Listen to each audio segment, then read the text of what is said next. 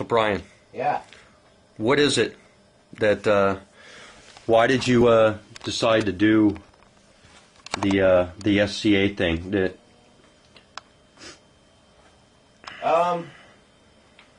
Well, kind of like you said, man. I had a checkered past, and it wasn't because I had. Parts of my childhood sucked. Parts of it were pretty good.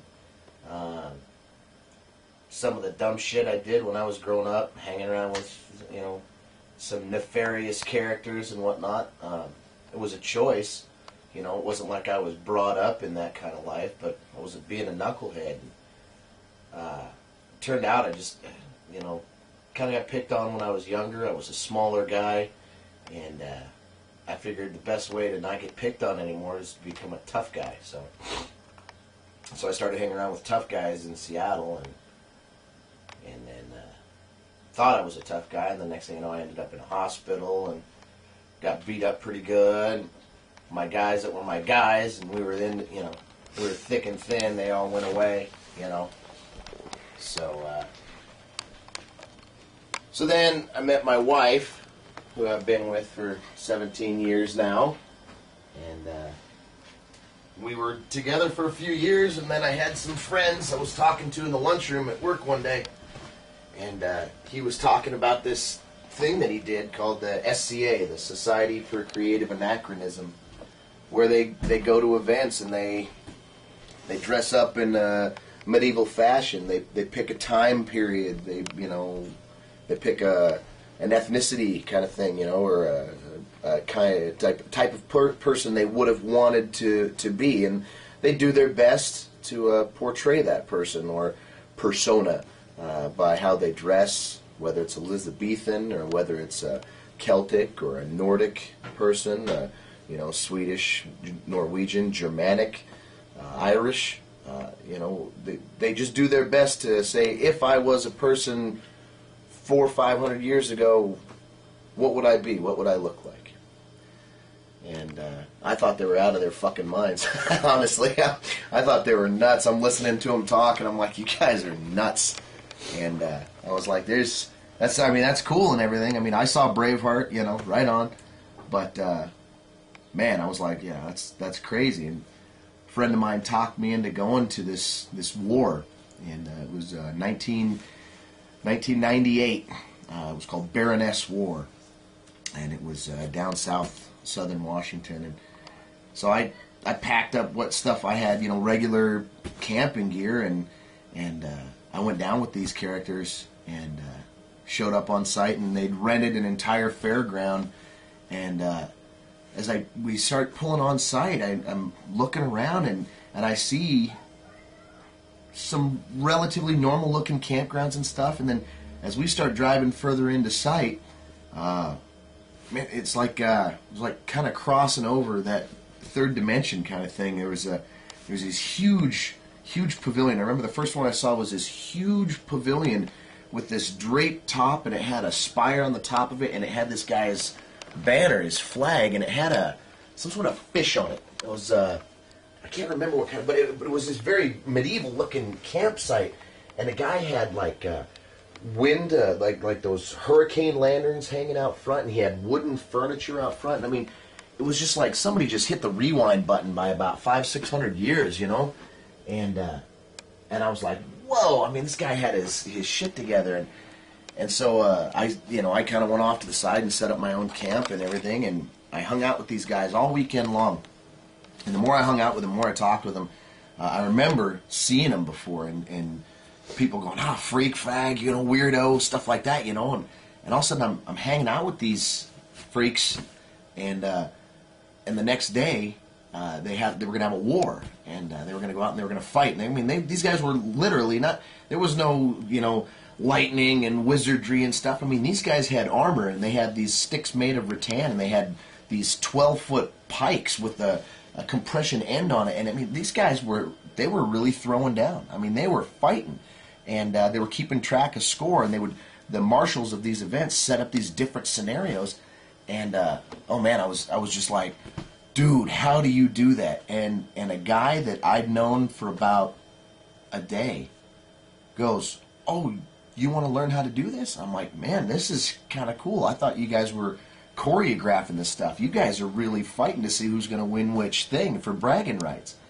And he gave me the breakdown. "Oh yeah, and here's a good shot." And the premise was, if you hit a guy, how hard would you have to hit somebody to break steel if you had a sword? And holy crap, yeah, how hard would you have to hit a guy? And given my past, I really felt, I liked the competition, but I liked the fight, and I was being a father and a husband, and I didn't want to do that old life anymore, and so I really was really intrigued by fighting, and this guy named Terry was like, "So you like the idea of this, huh?" And I said, "Yeah, man, this looks kind of cool. How do I build a helmet or buy a helmet and buy armor, and what should I wear and whatnot?" And this guy, who'd driven just as long and just as far as I did, said, "Well, let's go talk to one of the marshals." And the marshal's like, I guess, a medieval referee. Right. And he took me over to him, and they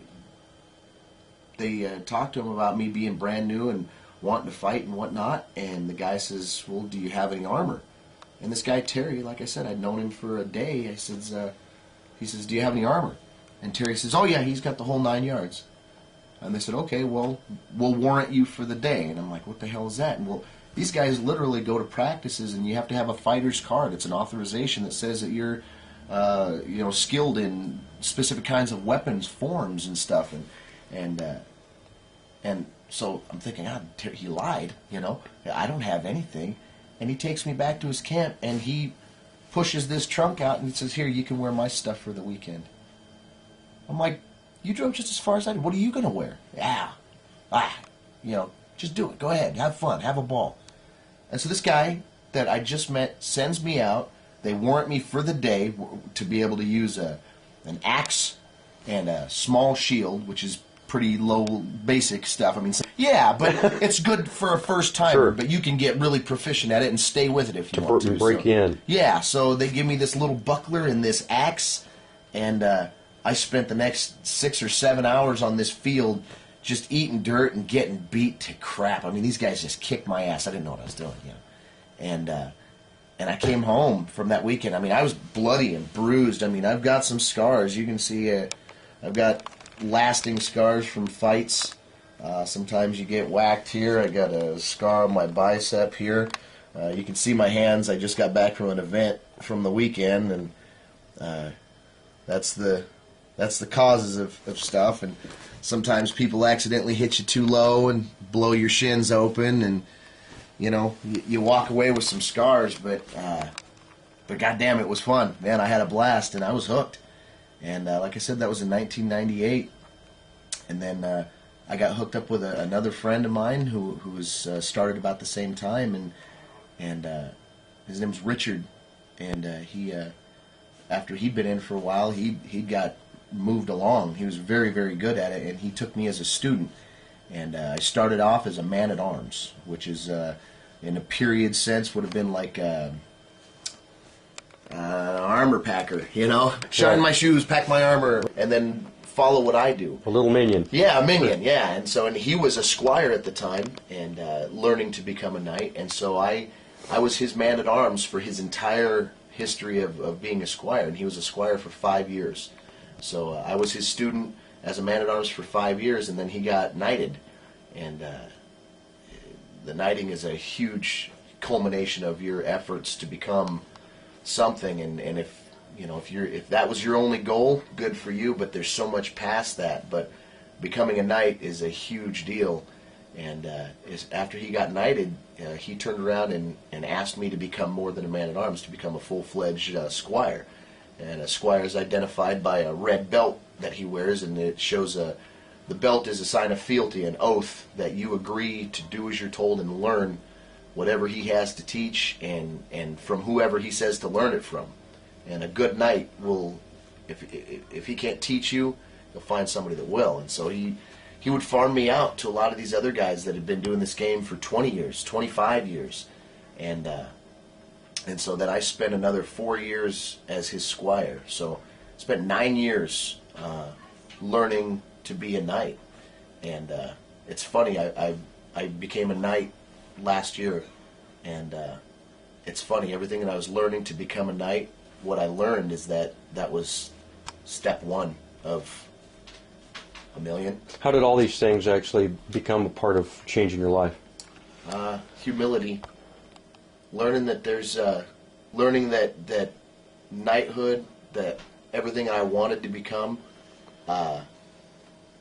was step one, page one, chapter one, and that we all write our own book, and if you've only got one chapter to your book, well, then it's a short story.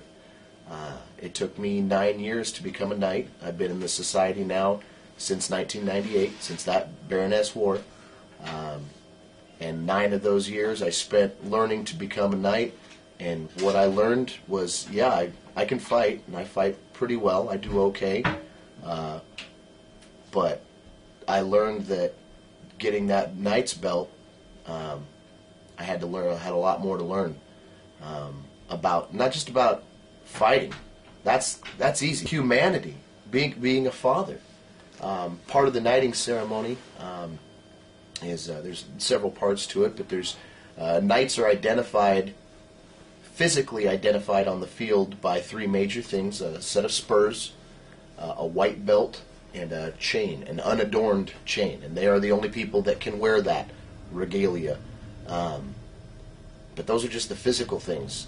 There's lots of guys that can wear that stuff because it shows their prowess on the field. It shows that they've got the mustard, they can fight. But, you know, are they a knight when they're not wearing that stuff? And right. That's what I'm learning. I'm learning, and everything that I do there, I try to translate back here at home. And there's days, I mean, I'll fight with my wife, or my kids piss me off or something, and it's like, what would I do knightly? How would I be a knightly father or a knightly husband? Knightly husbands would not slap their wives around or knock their kids around or not work. They would support and supply and make sure and take care of them. And so that's what I'm learning, is that to be a good knight is you need a good woman. Yeah. That was the first thing. And one that'll stand by you for yeah. sure. And I tell you what, I can say, had it not been for my knight, Richard, and my friends, but top billing goes to my wife, because she sat through it with me. At first, when it was a game, the SCA was a game, and it was something that we did, and then I find over the years that it became something that I am. Out here, sitting on this chair, my name's Bryan McLean, and I work on computers and I climb towers. But when I show up on site, I sign in as Sir Lachlan McLean, a Knight of Ontier. And sometimes I feel like I'm pretending to be Bryan.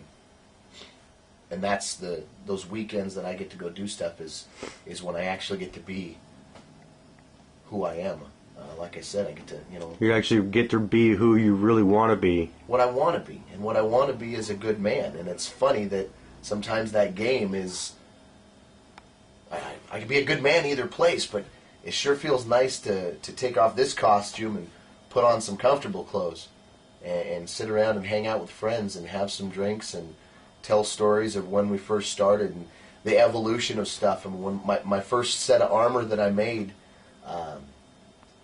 was made out of hockey gear, and then I took an old motorcycle jacket and I cut it up and hot glued the leather over top of the hockey gear to make it look, authentic. And I took like a couch, the buttons, the brass buttons on couches, on the old leather couches. I found an old leather couch, furniture tacks, and I pulled those out and I put it on, made patterns out of these furniture tacks, not thinking that, but when somebody really smacks you with a stick, that furniture tack goes through that hockey armor and stabs a hole in you. But God damn it, I was fighting, and I was there. And it's funny now, my helmet is, the helmet that I wear is, people notice it. I mean, it's gorgeous. It was part gift from a lot of different people that put it together for me to wear, and I've worn it now for 10 years out of the 12 that I've been playing. And it's held up. and it's sturdy and it's strong, and there's parts that let go sometimes, and you got to put rivets back in, and you got to pound the dents out of it. But it's funny that now that I wear this other stuff, I wear the chain now. I wear the Knight's belt, and it's like sometimes you miss when you didn't wear any of that, when you were brand new. It's kind of like that. It's kind of like when you get the video game. You know, you get through all the levels, and it's like, what do I do now? You always want that next level. Is there another level after that? Oh, what is there? Is there this or that? You always want to hit that reset button. I do. Always want to hit that reset button so it's all fresh, so I can do it all again. Right. Kind of like going through high school. I mean, being a squire, there was parts of it that sucked, but a friend of mine, Derek, who's in the society as well, I would call him on the phone, and he was like, what's going on in your head? And I'm like, man, how do I become a knight? He just said, don't worry about it. And I said, but I want to become a knight. And he said, okay, why do you play in the SCA? That's why I love to fight. I love the combat. I love, getting locked into that moment with somebody. Is he better than me today? Am I better than him today? There's a 50-50 chance that I got a 50% chance that I'm the man today. And any man can take any man on any given day. It's a crapshoot. It's the spirits. It's whatever it is. And I said, that's why I love it. And he said, well, if they told you that you'd never become a knight, no matter how hard you tried, no matter how much work you put in, if somebody called you on the phone and said, hey, dude, I hear you're trying to become a knight, I just want to let you know that's never going to happen. We won't allow it. Would you quit? And I thought, God, what a fucked up question. But in reality, it was the best question you could ask, because if you're doing it to become a knight, to become that thing, you're all you're looking for is a title. Yeah, you can go buy that chain. You can go buy a belt and walk around and tell everybody. You could lie. You could pretend. You could, go to a place where nobody knows you. But it's not about that. It's the knighthood is a recognition of what you've already accomplished. They say most men and ladies, there are lady knights as well, that walk into that court to go through their knighting ceremony. They say that most people that walk in there have been, in the eyes of their now peers, their brethren, they've been a knight for some time. It's not something that happened overnight. All of a sudden, one day, he got it. He's a knight. You've been a knight for months. The society is a great place. The society for me is it's not a break from reality. It is my reality. I try to live the same virtues that I try to portray at these events in a day-to-day life. I like to think that when people see me wearing 9th century garb under an assumed name, that I'm just as approachable to talk to then as I am sitting here on my couch. And the SCA is full of wonderful people, and some of the nicest people that I call family that I've ever met. And I wouldn't trade them for anything.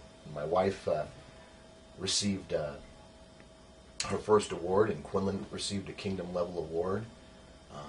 Some of the stuff that these people make is gorgeous. It's beautiful. You've seen the pictures of my helmet and my knighting scroll. This was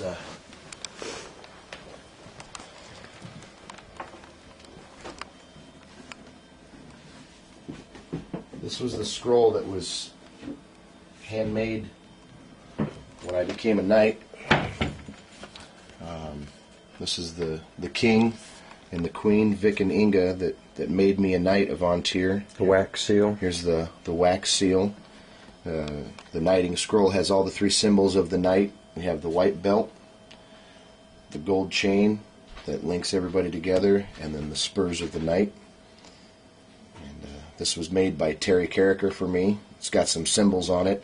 The symbol of the wolf was my teacher. That's Sir Ulfgar.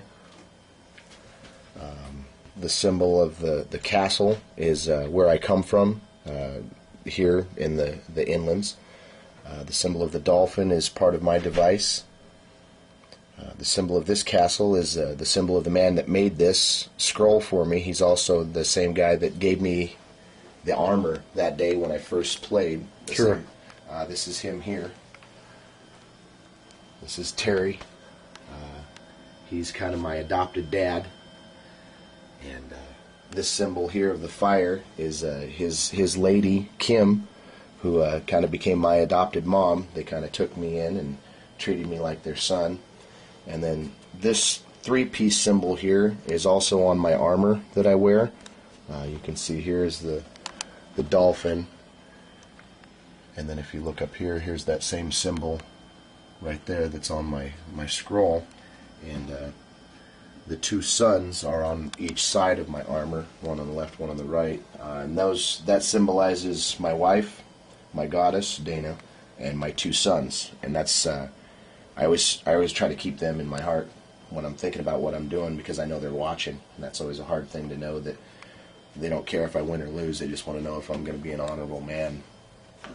And that's the hard part about our game, about the fight itself, is if a guy hits me, we're fighting, and he hits me cleanly, it's not up to him whether it was good or not, whether I should take that as a killing blow and the fight's over. It's up to me. And that's it takes a real man to say when he's beaten. And so we use it's on your Code honor. of honor. Yeah, and that's when the marshals start the fight. That's the first thing they say. They say, on your honor, let the fight begin. Meaning, I'm going to give him the best fight I've got, but if he gets me, I'm man enough to say, you got me. And that doesn't exist in the rest of our world. Yeah, a lot of today's society doesn't see it that way. No, you win because you were the fastest. You won because you hit the hardest, or you did this. You got the blue ribbon because you came in first. Sure. And that's a hard one. You lost a wrestling match because you got pinned. Absolutely. Well, how about if you change that wrestling match around, where the guy's got you on your back, and it's not the ref who says you lost, it's not the guy pinning you says you lost, you have to say it. You have to. It's an I quit match. I have to say, uncle. I have to say, you were better than me today. And most men know that's a tough thing to do sometimes, and so it's like I said, it's a humbling experience. It's an experience of growth. So where has the SCA taken you?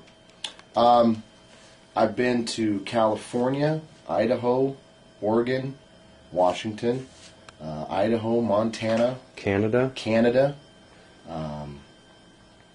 The SCA is internationally recognized. We reside here in the upper parts of the states in Canada, reside in a kingdom, the Kingdom of Vontier. There's 15 different kingdoms throughout the world. Japan, Australia. A friend of mine just won a tournament in, I believe, Germany, and he's going to become a king over there. He moved away for his job. Wow. And so now he's going to become a king. And the king sits for a certain amount of time, and then he holds a tournament, and he steps down, and the one that wins his tournament gets to step up. So we're always rotating the royalty, which is right. Cool. But that's a tough job, because you travel a lot. Dana and I are thinking of expanding our travels. This next year we're going to go down to Arizona to a war called Estrella. And apparently, I've never been there. My knight Richard has, and there's like 1,500 guys in armor on the field at the same time. They all beat the shit out of each other. Oh yeah. And you've got different units. You can see the units, and they're different colors, and they wear matching armor sometimes. Pikeman, you're guarding a wall. Oh yeah, you got shield walls. They actually build real castles and stuff. And there's stuff all over. If people go to the website, it's just sca.org, and find out what your local group is, where you're at, and go to some stuff. And yeah, I was the picked on kid in high school, just for record. And I had a big mouth. I was a smartass. Still am, but if you're, and I'm going to look at the camera on this one, if you're one of those people that drives by and yells obscenities and things that you see these people out there fighting on this in parks and having practices, or you see this stuff, you know what? Don't yell at them. Go meet them. You don't have to do anything. You don't have to be weirded out by them. Just go see what they're doing, and find a guy wearing a red belt He's the student. And ask him what it's like to be a squire. Go talk to the guy that's wearing the white belt and how long it took him to get there. And you'll probably find that these are some of the coolest people you've ever met. Yeah, we're different. We dress different. We look different when we're on our sites and stuff. But you know what? Who gives a shit? What's different? What's normal? You know? I was one of the normal people, and now, you know what? I hang out with the weird people, and you know what? I'll take those weird people any day of the week. So that's it, man. That's my life. I'm you know, computer guy by day and night by night. You know, and that's all I've ever wanted. I love the SCA. I love the whole thing, the allure when you get on site and people know you. I can walk onto a site and people know me. They're like, Bryan or Lachlan, hey dude, what's up? And you know, and some of them, they know me and they're happy to see me and they run up and hug me and they don't even know my real name. Wow. I've known them for 6-7 years now. And they're like, oh, this is Lachlan, blah, blah, blah, blah, blah. I love this guy. And they don't even really know who I am, but they accept me at face value for where I'm at and what I do and what I portray. And they see that I'm a real person. And I, you know, that's all I want is, you know, if the world wants to join the SCA, thumbs up. But, you know, I'm just looking. It's not for everybody. It's not, and that's okay. But as long as you understand that if it's not for you, just a moment of respect. Because, and not even in the fighting aspect, some of the stuff that people make, you saw this leather, some of the stuff that people can make with their hands. This bag, it was made for my wife for my knighting ceremony. Again, there's that symbol of my wife and 2 sons. This is all, you can see the stitching here. This is all hand done. A friend of mine named Todd Sandstrom, he goes, in the society, he goes by the name Hjalmar. He made this for my wife. You could probably... Wool and hemp? Yeah, this is hemp and wool. This would be... all period correct stitching? Yes, very period correct. 9th century, like a Nordic satchel. Just goes over your shoulder. And he made this for my wife, for my knighting ceremony. And he handed it to her. And this is beautiful craftsmanship. You can see his stitching. This is all... None of this is on a sewing machine. And he handed it to her, and didn't want anything but a hug, you know. And if that's not the salt of the earth, best damn people on the planet, I don't know what is. He made this pouch as well. Some of the, and my point here, I guess, is some of the craftsmanship that these people are capable of. It is amazing. This belt was made, and it's more heartfelt than a monetary. This was given to me when I got knighted. This is my knight's belt, and you can take a look at this buckle here. This is cast bronze, made by a guy named Torfin. My knight commissioned him to make this buckle for me for my knighting, and these people are amazing that they can take something that was, you know, brass bolts, and they melted it down and cast something that is replicated from something of the 9th century or 8th century or the 12th century. I mean, these people are amazing. But the more amazing part about it is what's in their hearts. Of this trunk that you see me pulling this stuff out of, my knight won this trunk at a tournament. He won it. He won the day. He fought everybody and he won. And he turned around and gave it to me. What did I do? You know, these people are... you gave him the opportunity to share his wealth of knowledge with you, help you grow. He and I spent a lot of time together, and you know what? It's funny that now that I became a knight, we're still best of friends. The friendship only got stronger after I became a knight. I was afraid that becoming a knight meant that we weren't going to be friends anymore, and it didn't. It got us stronger, and... this is him here. This is his and my last day together as a as a knight.